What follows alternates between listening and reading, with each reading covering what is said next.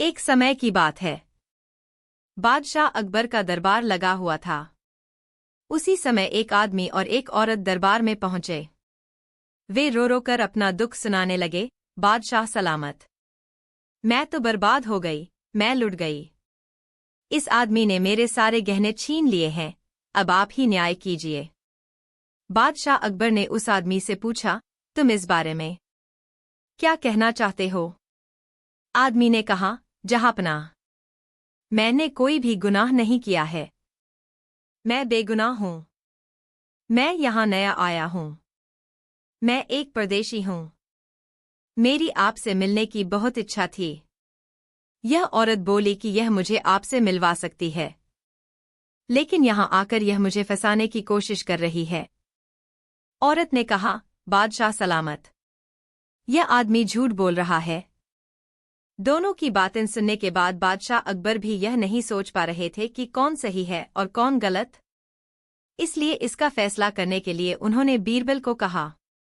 अब बीरबल ने दोनों की बातें बड़े ध्यानपूर्वक सुनी। बातें सुनने के बाद बीरबल ने उस औरत से पूछा, तुम्हारे जो गहने इस आदमी ने लिए हैं, वे कितने मूल्य के होंगे? उस औरत ने जवाब दिया, साहब, 5,000 रुपए के आभूषण थे मेरे। बीरबल ने उसको ध्यान से देखा और सैनिक को बुलाकर धीरे से उसके कान में कहा, तुम शाही खजाने में से 5,000 रुपए नकद लाकर इस आदमी को दे दो और इससे कहो कि जब मैं इससे पैसे देने के लिए कहूँ तो यह औरत को दे दे। उस सैनिक ने बीरबल के कहे अनुसार वैसा ही किया। कुछ पल चुप रहने के बाद बीरबल ने उस परदेशी व्यक्ति से कहा, सुनो, हमें पूरा विश्वास है कि तुमने ही इस औरत के गहने चुराए हैं। अतः तुम इसके गहनों की कीमत जो इसने बताई है, इसे चुका दो। उस परदेशी आदमी ने 5,000 रुपए जो सैनिक ने उसे दिए थे, उस औरत को दे दिए। पैसे लेकर वह औरत अपने घर चली गई। अब उस औरत के जाने के बाद बीरबल ने उस परदेशी व्यक्ति से वह 5,000 रुपए वसूल कर लाने के लिए कहा। बीरबल की आज्ञा पाकर वह व्यक्ति पैसे लूटने चला गया। बीरबल ने उन दोनों के पीछे अपने 2 गुप्तचर उन पर नजर रखने के लिए भेज दिए। परदेशी व्यक्ति ने उस औरत को रास्ते में ही घेर लिया और पैसे छीनने की कोशिश करने लगा। काफी कोशिश करने के बाद भी वह उससे पैसे नहीं छीन सका। वह औरत उसका हाथ पकड़कर बोली, अभी तो मैंने तुझे केवल गहने चुराने की सजा दिलवाई है। अब तू मेरे साथ दरबार में चल, मैं तुझे पैसे छीनने की भी सजा दिलवाऊंगी। वह औरत उस परदेशी को लेकर दरबार में हाजिर हुई और बोली, साहब, यह आदमी मेरे पैसे छीनने की कोशिश कर रहा था। अब बीरबल ने उससे पूछा, क्या उसने तुम्हारे पैसे छीन लिए हैं? औरत बोली, नहीं हुजूरे वाला, मैंने उसे छीनने ही नहीं दिए। अब बीरबल ने उन गुप्तचरों की ओर देखा जिन्होंने बीरबल को बताया कि किस बहादुरी से उस औरत ने उस परदेशी का मुकाबला किया और पैसे लुटने से बचाए। बीरबल ने उस औरत की ओर देखकर कहा, तुम अब तक केवल झूठ ही बोलती रही हो। जो व्यक्ति तुमसे पैसे नहीं छीन सका, वह तुम्हारे गहने कैसे लूट सकता है? बीरबल ने सैनिकों को उसे गिरफ्तार करने का आदेश दिया। आदेश सुनते ही वह औरत डर गई। उसने सबके सामने हाथ जोड़कर अपना गुनाह कबूल कर लिया। बीरबल ने औरत से पैसे वापस लेकर शाही खजाने में लौटा दिए और उसे जेल में डाल दिया गया।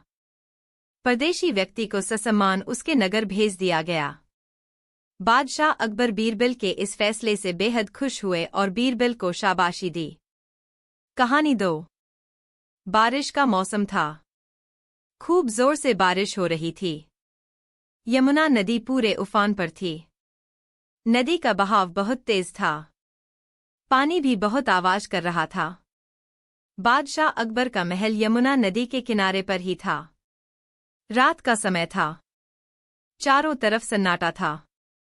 आधी रात का समय था। उस समय पानी की आवाज बेहद डरावनी लग रही थी। बादशाह अकबर सोए हुए थे। अचानक उनकी नींद खुल गई। बादशाह ने दोबारा सोने की बहुत कोशिश की, लेकिन उन्हें नींद नहीं आई। वह करवट बदलते रहे और सोने की कोशिश करते रहे, फिर भी उन्हें नींद नहीं आ रही थी। बादशाह अकबर उठकर अपने कमरे में घूमने लगे। घूमते घूमते खड़े होकर वह खिड़की से बाहर का नजारा देखने लगे। बादशाह अकबर चुपचाप खड़े होकर यमुना नदी का शोर सुन रहे थे। एकाएक उन्हें ऐसा लगा मानो नदी रो रही है। यह देखकर वह विचार करने लगे और मन ही मन सोचने लगे कि नदी क्यों रो रही है। वह इसके बारे में जितना विचार करते उतना ही उसमें उलझ जाते। अंत में वह परेशान होकर पलंग पर लेट गए। अगले दिन बादशाह अकबर समय से पहले ही दरबार में पहुंच गए। वह बहुत परेशान थे। उन्होंने एक एक करके सभी दरबारियों से यह सवाल पूछा, पर किसी भी दरबारी के पास इसका जवाब नहीं था। बादशाह अकबर बहुत परेशान थे। बीरबल के अलावा कोई ऐसा नहीं था जो उनके सवाल का जवाब दे पाता। बीरबल उस समय दरबार में नहीं थे। उन्होंने सैनिकों को भेजकर बीरबल को दरबार में बुलवाया। बीरबल के आते ही बादशाह ने उनसे यही प्रश्न पूछा, बीरबल, नदी किस लिए रोती है? बीरबल ने कहा, बादशाह सलामत। आपके प्रश्न का उत्तर मैं तभी दे सकूंगा जब मैं अपने कानों से नदी का रोना सुन लूंगा। बादशाह ने कहा, ठीक है, नदी का रोना हम तुम्हें रात को ही सुनवा देंगे। रात के समय जब सारा नगर गहरी नींद में सोया हुआ था, बादशाह ने बीरबल को अपने महल में ले जाकर कहा, जाओ, उस खिड़की के पास खड़े होकर नदी के रोने की आवाज सुन लो। जब बीरबल ने नदी से आती हुई पानी की आवाज सुनी तो वह समझ गए कि बादशाह ने इसे ही नदी का रोना समझ लिया है। बादशाह ने बीरबल से अपने प्रश्न का उत्तर मांगा तो बीरबल ने कहा, बादशाह सलामत। जिस तरह जब कोई लड़की अपने पिता के घर से विदा होकर अपने पति के घर जाती है तो वह अपनों से बिछुड़ने के दुख में रोती है, उसी तरह नदी भी अपने पितारूपी पहाड़ से विदा होकर जब पतिरूपी समुद्र के पास जा रही होती है तो अपने दोस्तों व घरवालों से बिछुड़ने का ख्याल उसके मन में आता है, इसलिए वह रोती है। बीरबल का यह जवाब सुनकर बादशाह अकबर अत्यंत प्रसन्न हुए। कहानी 3। बीरबल अपनी सूझबूझ से अकबर का सबसे निकट सहयोगी बन गया था। छोटी से छोटी बात भी अकबर उससे ही पूछते और उस पर अमल भी करते। आम दरबारी अकबर के इस व्यवहार से चिंतित थे। एक दिन कुछ दरबारियों ने आपस में विचार विमर्श किया और इस नतीजे पर पहुंचे कि अकबर से मिलकर उनसे दरखास्त की जाए कि शासन प्रशासन के मुताल्लिक छोटी मोटी राय उनसे भी ली जाए। बादशाह का किसी एक दरबारी पर इस तरह निर्भर हो जाना राज्य के लिए कतई ठीक नहीं है। अकबर ने उन्हें समझाया कि बीरबल बहुत सूझबूझ वाला है। उसकी सामयिक सूझ बहुत काम की होती है। मगर उन दरबारियों को लगा कि अकबर अब बीरबल की तरफदारी पर उतर आए हैं। उनमें से एक ने अकबर से कहा, जहांपना, किसी एक दरबारी के लिए कमजोरी पालना बादशाह के लिए उचित नहीं है। बादशाह की नज़र में तो सभी दरबारी एक जैसे होने चाहिए। अकबर ने अब और तर्क वितर्क करना उचित नहीं समझा। उन्होंने दरबारियों को दूसरे दिन अपने शयन कक्ष में आने को कहा। बादशाह द्वारा शयन कक्ष में बुलाए जाने से दरबारी खुश हो गए। उन्होंने समझा कि अब बीरबल को धकियाकर उसका स्थान लेना आसान हो जाएगा। जब सारे दरबारी दूसरे दिन अकबर के शयन कक्ष के सम्मुख एकत्रित हुए तब बादशाह अकबर ने उन्हें बारी बारी से अपने शयन कक्ष में आने को कहा। एक दरबारी शयन कक्ष में गया। अकबर ने उसे एक चादर थमाई और खुद पलंग पर लेट गए। चादर अकबर के कद से 1.5 बित्ता छोटी थी। अकबर ने उस दरबारी से कहा, यदि तुम मुझे इस चादर से पूरी तरह ढक दो तो मैं तुम्हें बीरबल का स्थान दे दूंगा। उस दरबारी ने चादर अकबर के शरीर पर खोली। चादर छोटी होने की वजह से कभी उससे अकबर का सिर ढकता तो पैर नहीं, और कभी पैर ढकता तो सिर नहीं। अंततः उस दरबारी ने अकबर से कहा, जहांपना, चादर आपके शरीर से छोटी है, इससे आपका शरीर ढकना संभव नहीं है। अकबर ने उस दरबारी से कहा, आपने सही फरमाया, आप इसी कक्ष में रहें। अकबर ने कक्ष में लोगों के बैठने के लिए बनाए गए स्थान की ओर इशारा करते हुए उस दरबारी से कहा। दरबारी उस जगह पर जाकर बैठ गया। अकबर ने क्रमशः सभी दरबारियों को अपने कक्ष में बुलवाया और उस चादर से अपना शरीर पूरी तरह लपेट देने को कहा। लेकिन सभी दरबारियों ने वही बात कही कि चादर छोटी है, इससे बादशाह का पूरा शरीर ढक पाना असंभव है। अकबर के शयन कक्ष में वे तमाम दरबारी बैठे थे जो वहां बीरबल का स्थान पाने की कामना से आए थे और जिन्हें लगता था कि वे भी बादशाह को शासन प्रशासन की बातों में सलाह दे सकते हैं। बेवजह अकबर उनकी अवहेलना कर केवल बीरबल से सलाह-मशवरा किया करते हैं। जब उस चादर से कोई भी दरबारी अकबर का शरीर ढांप नहीं सका तब अकबर ने उनसे पूछा, तो अब आप सब यह मानते हैं न कि इस चादर से मेरा शरीर पूरी तरह ढका नहीं जा सकता? जी हाँ जहांपनाह, यह असंभव है, दरबारियों ने विश्वासपूर्वक कहा। फिर अकबर ने उनमें से ही एक दरबारी को बीरबल को बुलाकर लाने को कहा। थोड़ी ही देर में बीरबल उस शयन कक्ष में मौजूद था। अकबर के कक्ष में दरबारियों का जमावड़ा देखकर बीरबल समझ गया कि जरूर ये दरबारी उसके विरुद्ध कोई चाल चल चुके हैं या चलने वाले हैं, क्योंकि बीरबल इन दरबारियों को अच्छी तरह जानता था कि ये सब उसके प्रति ईर्ष्या का भाव रखते हैं। तभी अकबर ने एक दरबारी से कहा, आप इन्हें चादर वाली समस्या बताइए। अकबर का आदेश मिलते ही उस दरबारी ने बीरबल से कहा, बादशाह के शरीर को इस चादर से इस प्रकार ढकना है कि उनके शरीर का कोई भी भाग बाहर निकला हुआ न हो। समस्या यह है कि चादर की लंबाई बादशाह के शरीर से 1.5 बित्ता छोटी है। ऐसा कहते हुए उस व्यक्ति ने बीरबल के हाथ में चादर दे दी। बीरबल ने चादर फैलाते हुए उस दरबारी से कहा, कोई बात नहीं, लंबाई ही छोटी है, चौड़ाई तो पर्याप्त है। इसमें बादशाह का पूरा शरीर अच्छी तरह ढक ही सकता है। और बीरबल ने अकबर के शरीर पर चादर फैलाई। फिर अकबर से कहा, वे अपने पाँव सिकुड़ लें। पाँव सिकुड़ने पर बीरबल ने उन्हें भली प्रकार चादर से लपेट दिया और अकबर से कहा, जहांपनाह, ताते पाँव पसारिए, जाति लंबी सौर, चादर छोटी है तो पाँव सीधे न करना ही आपके लिए उचित है। इतना कहकर बीरबल भी उन दरबारियों के बीच आकर बैठ गया। अकबर थोड़ी देर तक शैया पर पड़े रहे, फिर शैया से उठकर बाहर आए और दरबारियों से कहा, अब तो आप लोग समझ चुके होंगे मेरी पसंदगी नापसंदगी या जरूरत का कारण। दरबारियों ने अपना सिर झुका लिया और अकबर ने उन्हें अपने कक्ष से जाने के लिए कह दिया। कहानी 4। अकबर एक बार बीरबल के साथ हवाखोरी के लिए निकले। उन दिनों अकबर अपने साम्राज्य विस्तार के लिए लगातार प्रयास कर रहे थे। अपनी सल्तनत में अपनी स्वीकृति के लिए भी अकबर ने लगातार कार्य किया था, जिससे हर तरफ उनकी सराहना हो रही थी। रियाया में अपनी तारीफ होने की बातें सुनकर अकबर के मन में अभिमान होने लगा था कि वह सबसे बड़े हैं। हवाखोरी करते करते अकबर ने अचानक बीरबल से पूछा, बीरबल, बताओ, संसार में सबसे बड़ा कौन है? बीरबल ने इस प्रश्न से यह समझ लिया कि अकबर इस समय अपनी सफलता के मद में चूर हैं और इस प्रश्न के उत्तर में उसके मुंह से सुनना चाहते हैं, जहांपनाह आप। मगर यह जानते बूझते भी बीरबल ने ऐसा कुछ नहीं कहा। अकबर ने जब दोबारा वही सवाल किया तब उनकी ओर देखते हुए बीरबल ने कहा, जहांपनाह, संसार में सबसे बड़ा हम किसी भी नन्हे बच्चे को कह सकते हैं जिसके सभी दांत बाहर नहीं आए हों और जो बोलना सीख रहा हो। बीरबल का जवाब सुनकर अकबर को निराशा हुई। खीज से भरकर अकबर ने पूछा, तुम अपनी बात सिद्ध कर सकते हो बीरबल? अवश्य कर सकता हूँ, जहांपनाह, यदि आप मुझे थोड़ी मोहलत दे दें, बीरबल ने उत्तर दिया।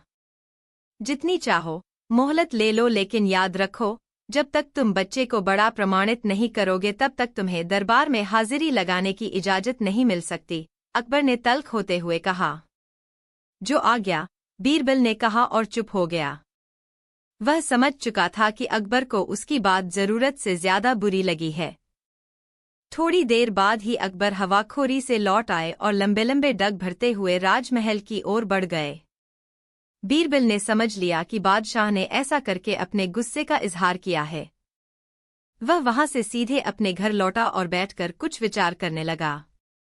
अचानक उसे याद आया कि उसके पड़ोस में जो रफीक नाम का आदमी रहता है, उसकी बेटी अपने 1.25 साल के बच्चे के साथ इन दिनों आई हुई है। कुछ विचारते हुए बीरबल रफीक के घर पहुंच गया।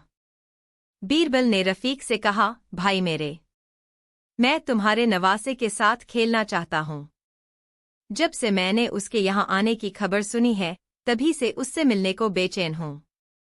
बीरबल के इस तरह के मनुहार से रफीक को आंतरिक प्रसन्नता हुई। वह बच्चे को ले आया और बीरबल को थमाते हुए कहा, जब तक मर्जी तब तक खेलिए इस बच्चे के साथ। मेरा नवासा है तो क्या आपका नवासा न हुआ? उसने बच्चे को बीरबल की गोद में थमा दिया। बीरबल थोड़ी देर तक बच्चे के साथ खेलता रहा। फिर उसके मन में एक विचार कौंधा। उसने बच्चा रफीक के हाथों में सौंपते हुए बच्चे का हाथ पकड़कर रफीक की दाढ़ी सहलाने लगा। रफीक को बीरबल का ऐसा करना बड़ा अजीब लगा, मगर बात चूंकि बीरबल की थी इसलिए कुछ बोला नहीं।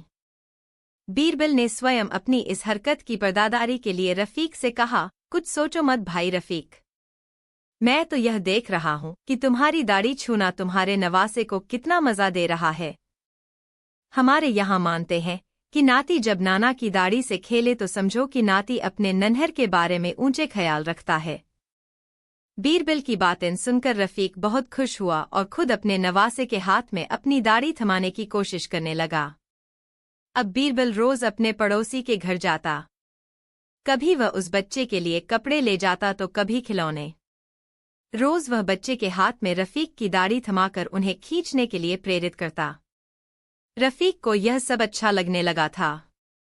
इस तरह 10-15 दिन बीत गए। बच्चा अब संकेत मात्र से दाढ़ी के बालों को खींचना शुरू कर देता था। बच्चे को अपने ढंग से प्रशिक्षित कर लेने के बाद एक दिन एक बीरबल उस बच्चे के लिए राजसी पोशाक लेकर आया जिसमें सोने चांदी के सलमा सितारों से कशीदाकारी की गई थी। बीरबल ने जब वह लिबास रफीक को यह कहते हुए दिया कि इसे वह उस बच्चे के लिए लाया है, तब रफीक को सहजता में विश्वास ही नहीं हुआ कि इतना कीमती उपहार भी कोई उस बच्चे को लाकर दे सकता है, वह भी महज पड़ोसी होने के नाते। मगर बीरबल ने जिद करके वह पोशाक उसी वक्त बच्चे को पहनवाई और उसे देखकर तारीफ करने लगा, इस बच्चे को तो बादशाह के घर में होना चाहिए था। देखना, एक दिन यह बच्चा इतना हुनरमंद हो जाएगा कि बादशाहत भी इसके कदम चूमेगी। बीरबल के मुंह से ये बातें सुनकर रफीक मुग्ध हो गया और बीरबल के प्रति श्रद्धा से भर गया। कितना प्यार करता है यह मेरे नवासे से, उसने मन ही मन सोचा। तभी बीरबल ने कहा, रफीक, इन कपड़ों में इस बच्चे को देखकर मेरी तबीयत हो रही है कि मैं इसे बादशाह से मिला लाऊं। बादशाह भी देखें कि गरीबों के घरों में भी ऐसे बच्चे जन्म लेते हैं जिन्हें देखकर बादशाह भी दांतों तले उंगली दबा लें। मैंने पहले भी कहा है कि नवासा आपका है, आप इसे जिससे चाहे मिला लाए, मुझे क्या एतराज हो सकता है। लेकिन जरा इस बच्चे को मैं इसकी अम्मी से मिला लाऊं, वह भी तो देखे कि इसके नए नाना ने इसके लिए कितना शानदार लिबास बनवाया है। ऐसा रेशमी लिबास तो यहाँ कहीं दिखाई भी नहीं पड़ता, ऊपर से सोने चांदी के तारों का यह शानदार काम, क्या नक्काशी है। वह देखेगी तो झूम उठेगी, रफीक ने कहा और बच्चे को लेकर वह अपने घर के भीतर चला गया। थोड़ी देर के बाद जब वह निकला तब बीरबल ने उस बच्चे को अपनी गोद में ले लिया और कहा, लाओ रफीक भाई, मैं अपने नवासे को बादशाह से मिलाकर लाऊं। और बच्चे को लेकर बीरबल वहां से चला गया। रफीक उन्हें मुग्ध नजरों से जाता हुआ देखता रहा जब तक कि वे दोनों उसकी नजरों से ओझल न हो गए। दरबार का समय समाप्त हो चुका था। बीरबल ने अनुमान लगा लिया कि अकबर अब राजमहल में जा चुके होंगे, इसलिए वह रफीक के घर से उस बच्चे को गोद में लेकर सीधे राजमहल पहुंचा। महल के रक्षक उसे पहचानते थे, इसलिए महल में प्रवेश मिलने में उसे कोई दिक्कत नहीं हुई। महल में प्रवेश के बाद उसने बादशाह अकबर के पास संदेश भिजवाया कि वह अभी इसी वक्त बादशाह से मिलने की इजाजत चाहता है। अकबर को जैसे ही बीरबल के आने की सूचना मिली, उन्होंने उसी क्षण उसे अपने कक्ष में ही बुलवा लिया। बीरबल की गोद में एक खूबसूरत बच्चे को देखकर अकबर ने पूछा, यह कौन है तुम्हारी गोद में, इतना प्यारा बच्चा। बीरबल ने बच्चे को अपनी गोद से उतारकर सहज भाव से अकबर की गोद में दे दिया, फिर कहा, यह अबोध बच्चा तो हर उस आदमी का है जो इसे प्यार दे सके, अभी तो आपका है। बीरबल के जवाब से अकबर को खुशी हुई। तभी बीरबल ने बच्चे को कुछ इशारा किया। संकेत मात्र से बच्चे की गतिविधि बदल गई और वह अकबर की दाढ़ी से खेलने लगा। फिर वह अकबर की दाढ़ी खींचने लगा। पहले तो अकबर ने बच्चे की पकड़ से अपनी दाढ़ी छुड़ाने की कोशिश की, मगर बच्चा दाढ़ी छुड़ाने पर रोने लगा। तब अकबर ने कहा, अरे प्यारे बच्चे, खेलो मेरी दाढ़ी से मगर रो मत। और उन्होंने बच्चे के हाथ में अपनी दाढ़ी दे दी। बीरबल को मानो इसी समय का इंतजार था। उसने अकबर से कहा, जहांपना, मैंने एक बार आपसे कहा था न कि बच्चा सबसे बड़ा होता है। तब आपने कहा था प्रमाण अपनी बात कहूं। अब आप स्वयं यह प्रमाण देखें। इस बच्चे को छोड़कर आपकी दाढ़ी का एक बाल भी छूने की हिम्मत और किसी में है? अकबर ने बीरबल की ओर मुस्कुराकर देखा, फिर कहा, हाँ बीरबल, मुझे तुम्हारा प्रमाण पसंद आया। बीरबल ने उसी समय बच्चे को कुछ इशारा किया और बच्चा अकबर की दाढ़ी छोड़कर बिल्कुल शांत होकर गोद में बैठ गया। अकबर ने उस बच्चे को सहलाते हुए कहा, सचमुच बहुत प्यार बच्चा है, मुझसे बड़ा भी। फिर ढेरों उपहार देकर उस बच्चे को अकबर ने बीरबल के साथ भेज दिया। जब बीरबल ने रफीक को वह बच्चा थमाया तो उसकी खुशियों का ठिकाना नहीं रहा कि बादशाह ने उसके नवासे को ढेरों उपहार दिए हैं। बीरबल इस बात पर प्रसन्न था कि इस बच्चे के सहयोग से उसने वह कार्य कर दिखाया जो आसान न था। कहानी 5। अकबर के दरबार में बहुत से दरबारी थे। उनमें सुल्तान खां बहुत धूर्त था। जब भी मौका मिलता वह बादशाह के कान भरता रहता। वह हमेशा बीरबल का विरोध करता था, किंतु वह यह भी जानता था कि बादशाह अकबर बीरबल को बहुत ज्यादा चाहते हैं। वह दरबार में अपनी हैसियत मजबूत करना चाहता था। वह चाहता था कि उसके बेटे को दरबार में कोई पद मिल जाए। इसके लिए मौका मिलते ही जहांपनाह से उसकी सिफारिश करूंगा। बीरबल की तेज आंखों से यह बात छिपी हुई न रह सकी। उन्होंने सोचा, मैं हर दिन अपने बेटे को दरबार में ले जाया करूंगा और मौका मिलते ही जहांपनाह से उसकी सिफारिश करूंगा। बीरबल की तेज आंखों से यह बात छिपी हुई न रह सकी। उन्होंने सोचा कि सुल्तान खां अपने शैतान बेटे को अपने साथ लाने लगा है। दरबार में खंजाची का पद खाली है। वह इस पर अपने बेटे को नियुक्त कराना चाहता है। एक बार की बात है, दरबार लगा हुआ था। तभी अकबर ने देखा कि सब लोग आ गए हैं। बीरबल अभी तक दरबार में नहीं आए हैं। उन्होंने पूछा, बीरबल कहाँ है? उनके पास खड़े हुए सेवक ने बताया, वे अभी तशरीफ नहीं लाए जहांपनाह। अकबर के चेहरे पर थोड़ी नाराजी दिखाई दी। सुल्तान खां ने बादशाह की ओर देखा और मन ही मन खुश हुआ। उसने अपने बेटे से कहा, बादशाह सलामत बीरबल से नाराज लग रहे हैं। यही मौका है अपनी बात कहने का। वह अपनी जगह से उठा और बादशाह से निवेदन किया, जहांपनाह, आजकल बीरबल दरबार के प्रति लापरवाह हो गए हैं। उन्हें दरबार के वक्त का पाबंद तो होना ही चाहिए। अकबर ने कहा, लगता है उन्हें सबक सिखाना पड़ेगा। सुल्तान खां ने उनकी हाँ में हाँ मिलाई और बोला, जी जहांपनाह। इस पर अकबर ने सुल्तान खां से कहा, सुल्तान खां तुम ही कोई तरीका बताओ। सुल्तान खां बोला, जी, आज आप उनकी कोई बात नहीं सुनिएगा। वे कुछ भी कहें उसका एक ही जवाब दीजिएगा, नहीं। बादशाह अकबर ने उसकी बात का समर्थन करते हुए कहा, ठीक है, उनकी हर बात के जवाब में मैं नहीं कहूंगा। अकबर ने मन में सोचा, यह बीरबल को फंसाने की नई चाल है। देखते हैं कि इस बार बीरबल अपना बचाव किस प्रकार करते हैं। कुछ देर बाद बीरबल, तुम्हें देर कैसे हो गई? बीरबल ने उत्तर दिया, जहांपनाह, मेरी पत्नी की तबीयत ठीक नहीं थी, इसलिए।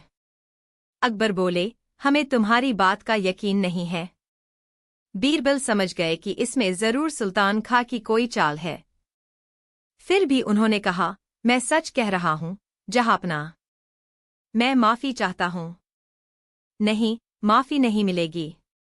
अकबर ने सीधा सा उत्तर दिया, ठीक है जहांपनाह, तो फिर राजकाज के मामले निपटाए जाए। बीरबल ने निवेदन किया। इस पर अकबर ने फिर नहीं में उत्तर दिया। बीरबल समझ गया कि आज बादशाह हर बात पर नहीं कहेंगे। उन्होंने पुनः निवेदन किया, तो फिर मुझे घर जाने की आज्ञा दी जाए। किंतु अकबर ने फिर कहा, नहीं, हरगिज नहीं। बीरबल ने देखा कि सुल्तान खां के चेहरे पर मुस्कान है। वह अपने बेटे से धीरे धीरे कुछ वह कह रहा था। तभी बीरबल को एक नई युक्ति सूझी। उन्होंने निवेदन किया, जहांपनाह, आपसे एक प्रार्थना है, सुल्तान खां के बेटे को नया खजांची नियुक्त कर दें। बादशाह अकबर तो आज नहीं कहने का मन बना चुके थे। उन्होंने जोर देकर कहा, नहीं बीरबल नहीं।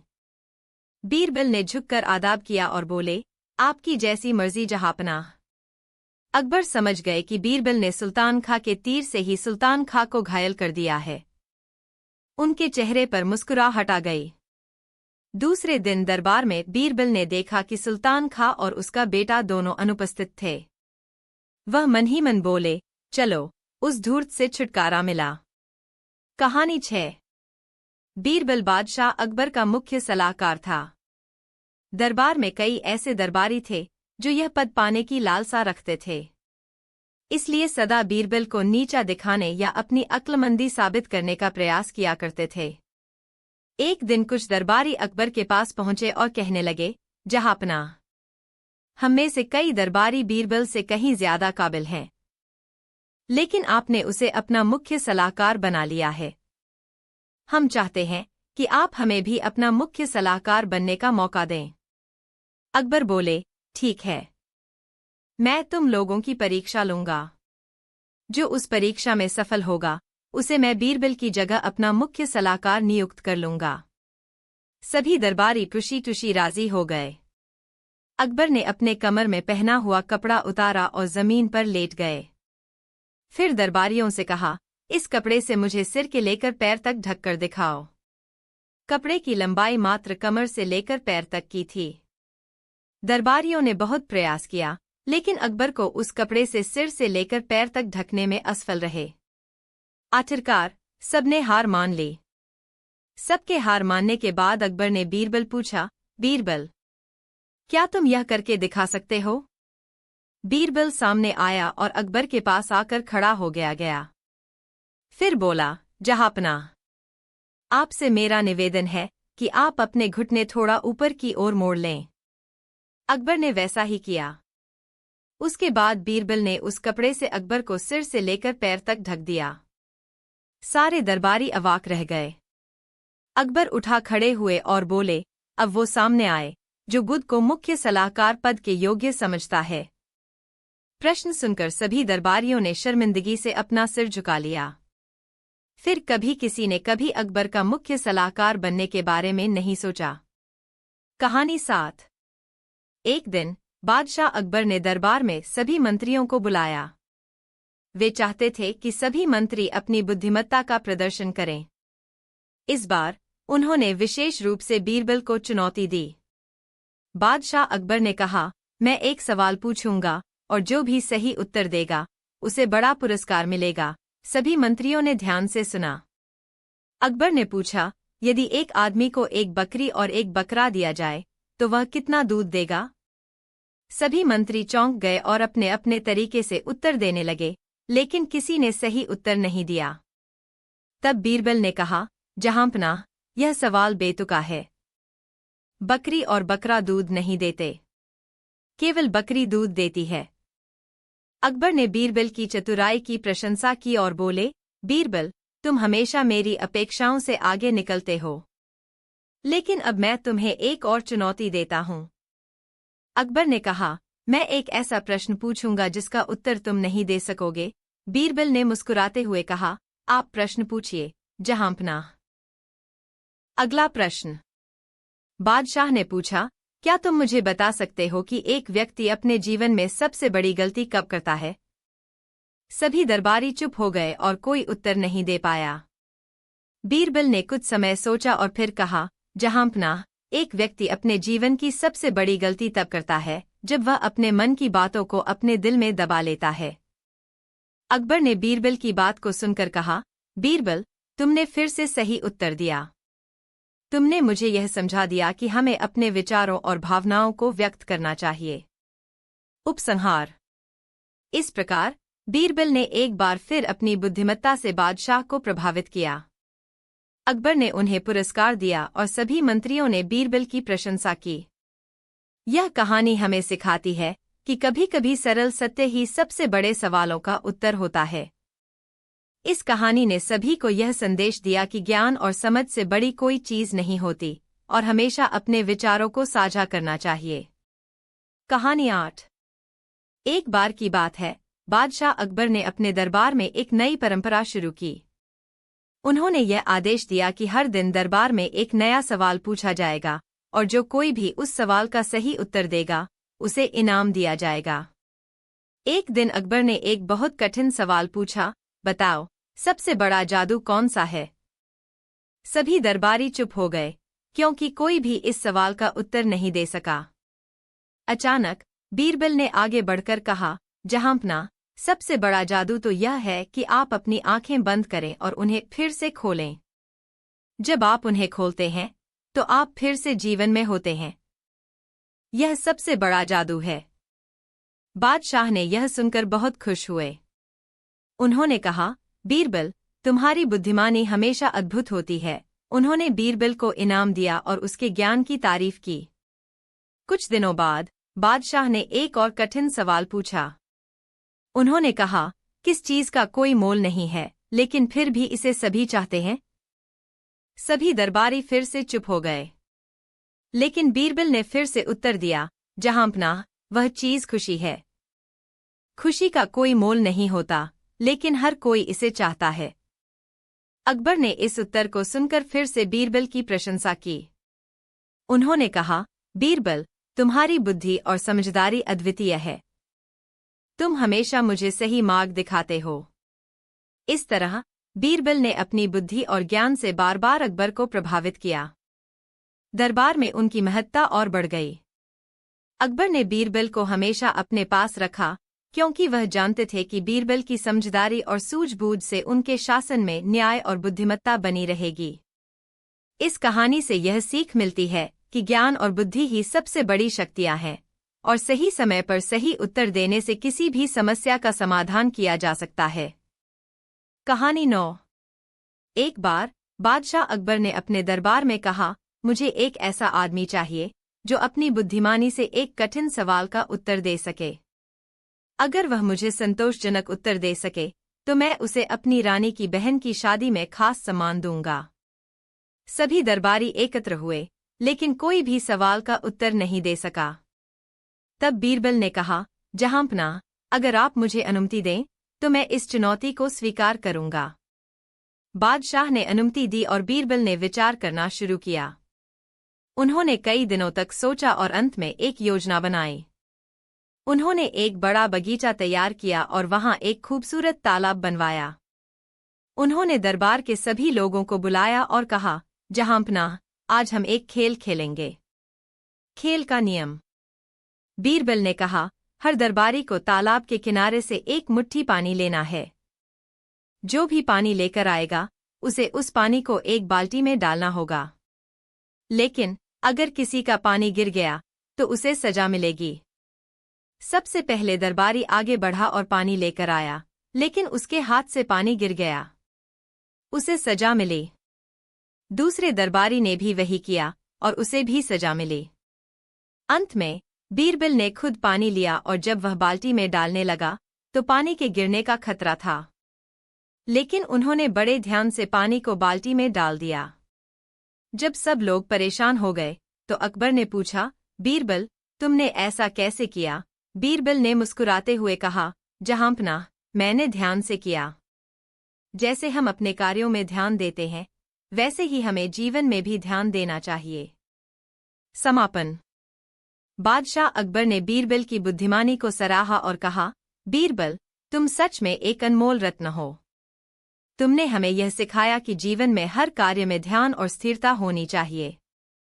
इस तरह बीरबल की बुद्धिमानी ने अकबर को न केवल एक सवाल का उत्तर दिया, बल्कि जीवन की एक महत्वपूर्ण सीख भी दी। उनके इस खेल ने सभी को एकता और समझ का पाठ पढ़ाया। अकबर और बीरबल की मित्रता और उनकी कहानियां आज भी लोगों के दिलों में जीवित हैं। कहानी 10। मुगल साम्राज्य के समय में बादशाह अकबर और उनके दरबारी बीरबल की दोस्ती और बुद्धिमत्ता के किस्से प्रसिद्ध थे। बीरबल अपनी चतुराई और समझदारी के लिए जाने जाते थे। एक दिन अकबर ने अपने दरबार में एक प्रश्न रखा, जिससे न केवल दरबार के सदस्यों को चुनौती मिलती, बल्कि बीरबल की बुद्धिमत्ता को भी परखने का अवसर मिलता। एक दिन बादशाह अकबर ने अपने दरबार में कहा, मुझे पता चला है कि मेरे राज्य में एक ऐसा आदमी है जो यह दावा करता है कि वह सब कुछ जानता है।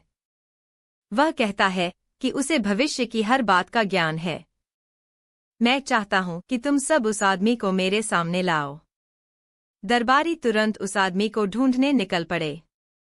जब वह आदमी दरबार में आया तो उसने अकबर को सलाम किया और कहा, जहांपनाह, मैं सब कुछ जानता हूं। मुझे बताएं, आप क्या जानना चाहते हैं? चुनौती। अकबर ने कहा, अगर तुम सच में सब कुछ जानते हो तो मुझे बताओ, मैं आज रात क्या सपने देखने वाला हूं। आदमी थोड़ी देर सोचता रहा और फिर बोला, जहांपनाह, मुझे खेद है, मैं यह नहीं बता सकता। अकबर ने अपनी आंखें तिरछी करते हुए कहा, देखो, तुम सिर्फ बोलते हो, लेकिन तुम सच नहीं जानते। तुम्हें यह साबित करने का मौका नहीं मिला। बीरबल, तुम इस आदमी की बातों का क्या जवाब दोगे? बीरबल का उत्तर। बीरबल ने अपने तेज दिमाग का इस्तेमाल करते हुए कहा, जहांपनाह, मैं इस आदमी के दावे का परीक्षण करना चाहता हूं। कृपया उसे एक विशेष चुनौती दीजिए। अकबर ने पूछा, क्या चुनौती होगी, बीरबल? बीरबल ने कहा, मैं इस आदमी से कहूंगा कि अगर वह वास्तव में सब कुछ जानता है तो उसे अपनी आंखें बंद करके यह बताना होगा कि दरबार में कितने लोग हैं। अकबर ने सहमति दी और आदमी ने अपनी आंखें बंद कर लीं। कुछ समय बाद उसने कहा, जहांपनाह, दरबार में 36 लोग हैं। सत्यता की परीक्षा। अकबर ने दरबारी को गिनने के लिए कहा। दरबारी ने गिनकर बताया कि दरबार में वास्तव में 37 लोग हैं, जिसमें खुद वह आदमी भी शामिल था। अकबर ने उस आदमी को फटकारते हुए कहा, देखो, तुमने हमें धोखा दिया। तुमने सब कुछ जानने का दावा किया, लेकिन तुमने एक साधारण सी बात भी नहीं बताई। आदमी शर्मिंदा होकर चुप हो गया। बीरबल ने कहा, जहांपनाह, असली ज्ञान वही है जो हमें सही निर्णय लेने में मदद करता है, न कि केवल बातें करने में। अंत। अकबर ने बीरबल की बुद्धिमत्ता की सराहना की और कहा, तुम हमेशा मेरी उम्मीदों से बढ़कर साबित होते हो, बीरबल। सच का ज्ञान हमेशा महत्वपूर्ण है और तुम्हारी बुद्धिमत्ता से मैं सदा प्रेरित होता हूँ। इस घटना के बाद अकबर ने यह फैसला किया कि वह हमेशा सच्चाई और ज्ञान की तलाश में रहेंगे और बीरबल को हमेशा अपने पास रखेंगे। इस प्रकार बीरबल की बुद्धिमत्ता और सच्चाई ने एक बार फिर से साबित कर दिया कि वह अकबर के लिए सिर्फ एक मंत्री नहीं, बल्कि एक सच्चा मित्र भी हैं। कहानी 11। एक दिन बादशाह अकबर और उनके दरबार में उपस्थित सभी राजकुमार, नवीस और अन्य दरबारी एक नई बात को लेकर चर्चा कर रहे थे। दरबार में सभी लोग बीरबल की बुद्धिमानी और उनकी चतुराई की चर्चा कर रहे थे। अकबर को एक नई योजना सूझी। उन्होंने सोचा कि वह बीरबल की बुद्धिमानी की परीक्षा लेना चाहते हैं। अकबर ने एक दिन दरबार में कहा, मैं चाहूंगा कि तुम सब एक एक करके मुझे यह बताएं कि सबसे बड़ा धन क्या है। मुझे तुम सभी के विचार सुनने हैं। राजकुमारों और दरबारी लोगों ने अपने अपने उत्तर दिए। कोई बोला, स्वास्थ्य सबसे बड़ा धन है, तो कोई बोला, इंसान की खुशियां सबसे बड़ा धन है। लेकिन इनमें से किसी का भी उत्तर अकबर को संतुष्ट नहीं कर पाया। बीरबल ने यह सब देखा और चुपचाप सोचने लगे। बाद में जब बारी बीरबल की आई तो उन्होंने मुस्कुराते हुए कहा, जहांपनाह, सबसे बड़ा धन आपके पास है। अकबर ने हैरानी से पूछा, क्या? यह क्या है? बीरबल ने कहा, आपके पास एक अद्भुत साम्राज्य है जहां आपके आदेश पर सब कुछ चलता है। लेकिन सबसे बड़ा धन यह है कि आप अपने दरबार में बुद्धिमान लोगों को रखते हैं जो आपकी सहायता करते हैं। यह सुनकर अकबर ने हंसते हुए कहा, बीरबल, तुम हमेशा मुझे गर्वित करते हो। लेकिन इस बात की सच्चाई क्या है? क्या तुम इसके पीछे कोई उदाहरण दे सकते हो? बीरबल ने अपनी चतुराई का परिचय देते हुए कहा, जहांपनाह, यदि एक बुद्धिमान आदमी और एक मूर्ख आदमी एक ही स्थिति में हों, तो बुद्धिमान आदमी अपनी बुद्धि से उस स्थिति को संभाल सकता है, जबकि मूर्ख आदमी नहीं कर पाएगा। इस तरह आपके दरबार में मेरी मौजूदगी आपके लिए धन से कम नहीं है। अकबर ने बीरबल की इस बुद्धिमानी पर वाहवाही की और कहा, बीरबल, तुम हमेशा मुझे सही राह दिखाते हो। तुम्हारी बातें हमेशा मेरे दिल में बस जाती हैं। इस कहानी के बाद अकबर ने बीरबल को और अधिक सम्मान दिया और उनके साथ हर समस्या का समाधान करने के लिए उनका सहारा लिया। इससे यह साबित हुआ कि सच्चा धन केवल दौलत नहीं, बल्कि ज्ञान और बुद्धिमानी भी है। यह कहानी हमें यह सिखाती है कि ज्ञान और बुद्धिमानी की कीमत सबसे बड़ी होती है।